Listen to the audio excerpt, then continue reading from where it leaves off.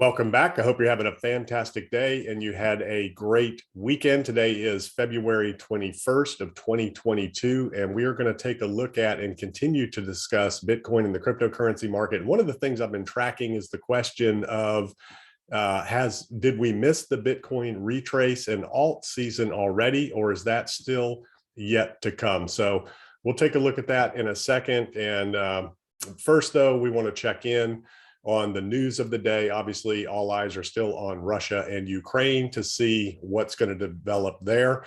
And regardless of your opinion of what's going to happen or isn't going to happen, markets are anticipating some sort of activity, some sort of conflict. They're pricing that in, just like the market has anticipated moves from the Fed and has started to price that in.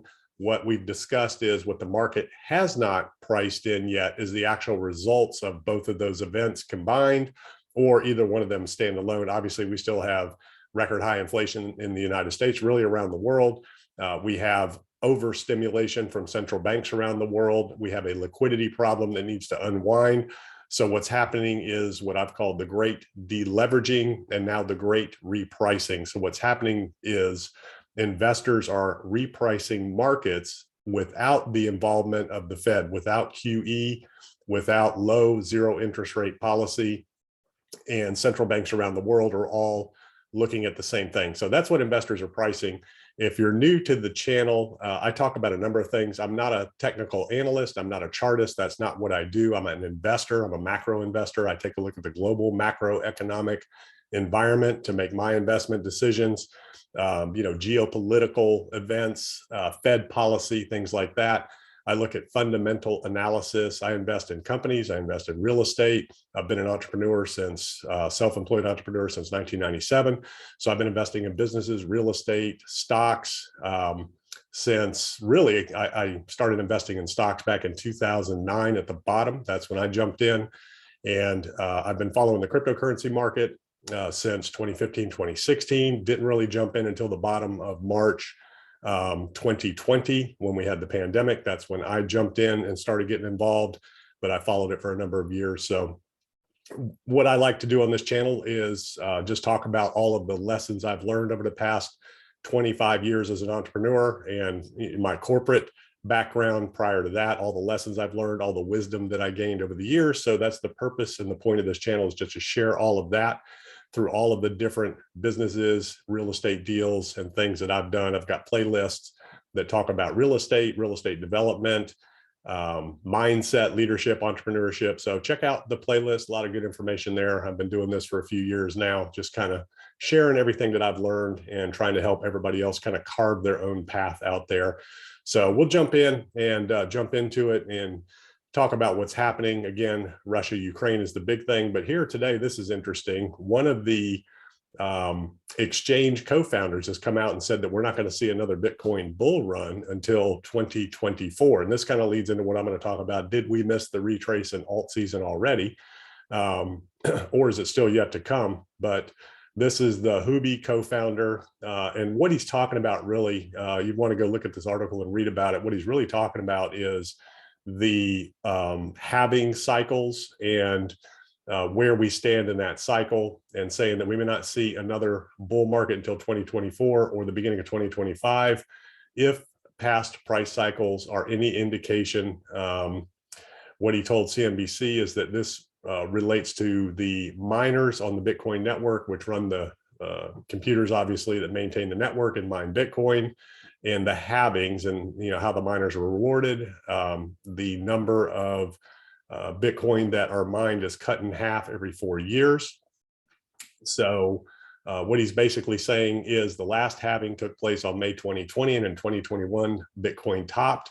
And a similar occurrence happened when the halving took place in 2016. The following year, Bitcoin hit its all-time high back then. So following both of those peaks, Bitcoin tumbled. Currently, it's tumbled, well, I don't know when this was written, but 40% off the high since November. It may be lower than that right now. We'll take a look in a minute. And if this cycle continues, he's saying we're in the early stages of the bear market. So you can go read this article. I'm not going to read the whole thing. Really interesting take on what's happening. So let's take a look at the Bitcoin chart. And we've had a little bit of price action interesting price action here over the last few hours. Last night, a little bit of a pump into the close, and then a little bit of a dump this morning, and now price is rebounding again. So, this could just be longs and shorts getting liquidated and forced to buy and sell, driving price up, driving price down. So got a nice little price action bounce going on. This is the hourly. And what we've been kind of following and talking about the last few days is, Bitcoin looking like it's wanting to unwind this entire bump that we've had over the last, really since February, the 3rd of February. Price has been on this little journey here, and it looks like it's trying to unwind this and test this region here that we've been talking about in that $36,000, $37,000 range, really $35,000 to $39,000 range. A lot of support and resistance in this area to get through before it could go back and test any kind of a macro low. So price has initially hit 37,000 and then bounced. So we'll have to see, is this just a short liquidation here, or is this a reversal and price is going to continue to try to unwind that move? And right now, there's just really no way of knowing. There's so much uncertainty out there, so many people longing, shorting, so much price manipulation going on. It's really hard to know what the long-term moves are going to be right now. So all you can really do is look at price action. And like I said, I'm not a chartist. I'm not a technical analyst. I like to look at a few things and keep it simple. Number one is price action. I really like to look for patterns and price action to kind of see what price is doing. It's a very different market in a bull market going up than it is going down. And when I talk about, did we miss the retrace? So back when this was going on last year, after the March 2021 high, price retraced to the 618,702 level and then rolled over and started rolling over. So I was tracking this as the initial retrace into and rollover into a longer, more sustained bear market consolidation for the next bull market cycle. And then we had this bump right here. All of a sudden, out of nowhere, price was heading downhill again, just like it was over here in June, July, when it looked like it was going to head down and test lower levels. And then all of a sudden, price rebounded and then turned and rolled over, lost steam, and then bounced again. So these were obviously, highly manipulated moves to drive price action. So this could have been just driven by large investors trying to get one more exit pump, which, obviously now looking back is what it looks like that was. And a lot of the altcoins were running here. So if you take a look at, we looked at this the other day, the total two, which is the entire crypto market, not excluding Bitcoin, but including Ethereum, you can see that the market went on to its 4.236 extension from the last market cycle peak in 2018 to the market cycle low. Depending on where you draw that line, it hit its 4.236 extension. So the market cap, including Ethereum, total altcoin market cap, including, including Ethereum, has made its run. And if you remember, this was DeFi summer when this was going on. A lot of the altcoins were going on a run. DeFi was just really going off. If you look at the total altcoin market, not including Ethereum, you've got the same thing. If you look at, the total market, you can kind of see the same thing. So the real question is, was this just an irregular correction in this period? And if you go look at Elliott wave theory and look up irregular correction, you'll see how Elliott wave talks about that irregular correction leading into a double top before you roll over into a longer, more sustained downtrend of that ABC retracement. So really interesting theory there in terms of what's happening. And then of course, what we're following, and when I say I like to keep it simple, I like to look at a few things. I like to look at the moving averages on a daily. So I like to look at, longer term time frames. So I'll look at hourly, depending on what my moves are. If I'm looking to get in and get out to find support and resistance, look at zones where there's previous support and resistance, where price can get hung up. As you see right here, price has been kind of, getting hung up on these areas that were previously support and previously resistance and flipping those areas. So that's what we're looking at right now. A lot of that support and resistance for Bitcoin to get through right now at the $37,000 range, 37.4, 37.5, before it can break down to this level of 36. And then ultimately the last low in the cycle was 33. So what you don't want to see is you don't want to see Bitcoin get below this last level of 36.2, somewhere in that range, depending on what exchange you're looking at, 36.3 price range. That's your last higher low after the $33,000 wick and $35,000 close. And then, the double tap bottom, if you will, the second touch was right here at 36. So we don't want to see price get below that. We want to see price for Bitcoin reverse here, put in this low and reverse there, and then get onward and upward into more of a retrace before that longer term bear market consolidation. So that's kind of what we've been looking at. So I like to look at price on the hourly. Then you can look at the 4 hour, gives you kind of a different look in terms of what's going on with price action. And then the daily, and this is where you can really start to see your trends and where these moving averages come in, the 50, 100, 200 day moving average. And of course, we lost the 50 day, we had broken above, back checked it, and now broke back through that 50 day. So that's obviously not good.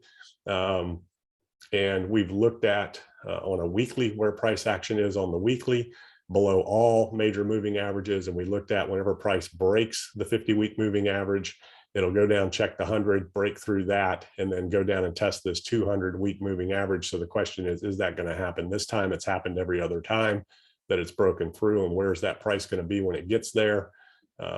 It's just hard to project where that could be. It all depends on what goes on here. It could be in the 29, 32,000 range. So it'll be, we're following that to see if price is going to break through this 100 day. And let's put it on the log right here. Right now I'm on the weekly, so that'd be the 100-week moving average.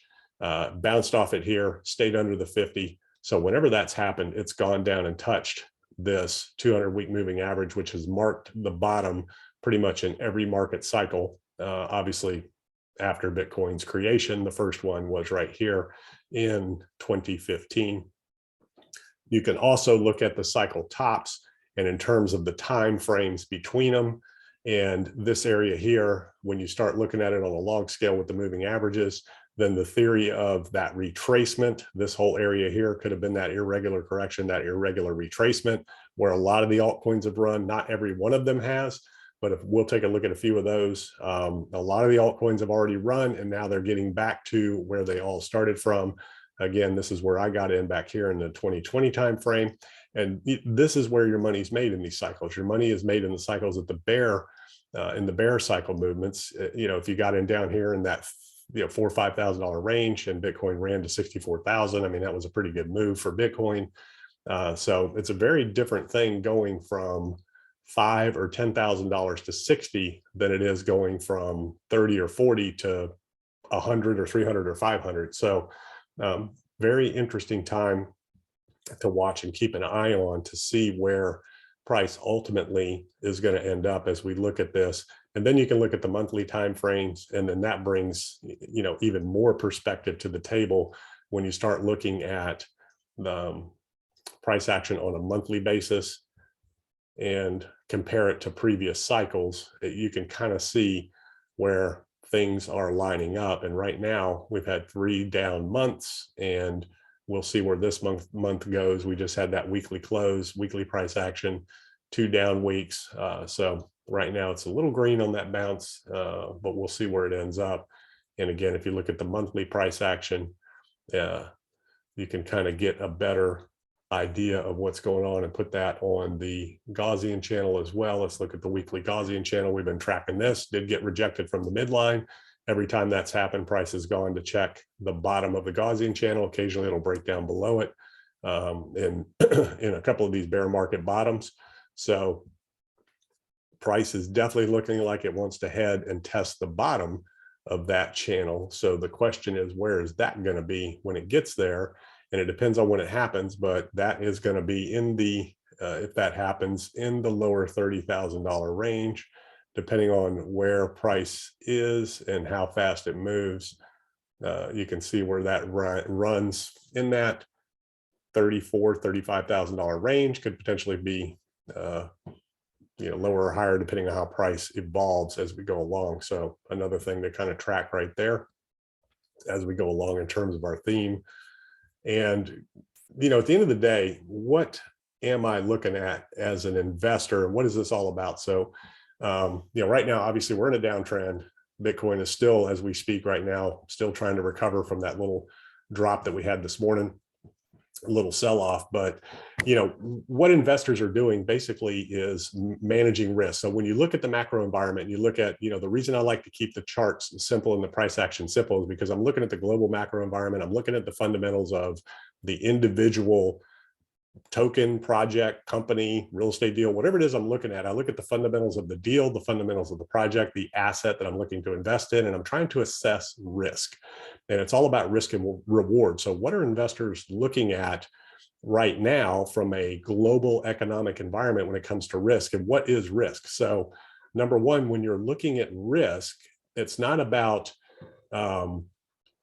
the one thing that the sophisticated investors, what they're looking at is they want to hedge their risk. So risk is, obviously it's a loss, it's the downside. How much do I stand to lose? And when it comes to investing, the number one thing investors are doing when they look at an investment or when they make an investment, the number one consideration is preservation of capital. Warren Buffett's rule number one, don't lose money. So that's what investors are first and foremost thinking about when it comes to investing in any asset, markets, real estate businesses, it doesn't matter. Preservation of capital. I don't want to lose any money. So that's what risk assessment is all about. Whereas, more institutional, professional investors, that's how they approach their investments versus the general retail investor. They're only looking at how much money can I make? And the only consideration that they're thinking about is I want to get a 2x, 10x, 20x on my money. And they're jumping into a market like this and saying, this is just bullish and going to go to the moon and hit 100,000, 200,000. That's not good risk assessment and risk reward profiling. So what you want to understand is when you jump into a market like this, it's very different than a market like this, especially when you're coming from $5,000 or $10,000. Now you're in a market where you're at $30,000. So your risk reward is, if I enter the market here, what's my downside potential? How much money am I going to lose money? And how much money am I going to lose? Preservation of capital, first and foremost. Then number two, what's my upside? So when you look at a chart like this right now, there's a lot of support to get through here. So the potential of breaking that $30,000 level, it's going to take a lot of work to get through there because support is buyers, resistance is sellers. So you want to look at what's it going to take to get through that level, and what are the potential possibilities a price could get through that level. Until you start getting down in there and testing it again, we really don't know, but there's a lot of support there to have to break through. So this could potentially be a macro floor for Bitcoin, and we'll have to wait and see until price gets there to find out. But what's my potential upside? Well, we know 69,000. That's where we went to last time. So it's reasonable to expect we're definitely going to test that range again at some point. And the question is, will we break it and get beyond it? I'm sorry, I have a little bit of a scratchy throat. I've got a little bit of a cold going on. But so the question is, can we break that level and get beyond it? And when will that happen? And that leads into the article we looked at earlier about the projection of the next bull market, maybe ending in 2024. So it's going to take some time to get there. This isn't going to happen in a day or a week or a month. And if you look at the thesis of the altcoins, you look at like Ethereum, same thing. Ethereum is testing that level, and where could it possibly go to? If it breaks through all this, it could potentially get back to where it started in 2020 before the big run up, back to those $100, $200, $300 levels, which is where all the money is made. The money is made back at these levels before the big runs. If you look at Avalanche, same thing. You can see kind of Avalanche has gone on a big run. Solana is another one, gone on a big run, unwinding this whole run right here, moving back down to these lower levels to potentially set up for another consolidation period and bull market run. So this is kind of what I've been looking at. That's where I'm questioning, man, did we already miss the alt season? Now, when I say miss, a lot of people are still looking for another one to happen right now. So a lot of people took advantage of this. I made some trades on Solana in and out on the way up to this top here. And I've been making some trades in and out on the way down as well. And, this went from basically $4 or $5 up to about 50, dropped back down to 20, and then ultimately went up to $267. So that was a good run. But now we're back here potentially unwinding that entire move. And there's coin after coin where you can see the same thing, not quite to those levels, Cardano, other coins like that. So, these are the things that you have to watch out for. If you look at a coin like Cardano, it's right there on the edge. And if it breaks this level, it drops all the way back down to 12 cents. And currently it's at 90 cents. It traded up to $3.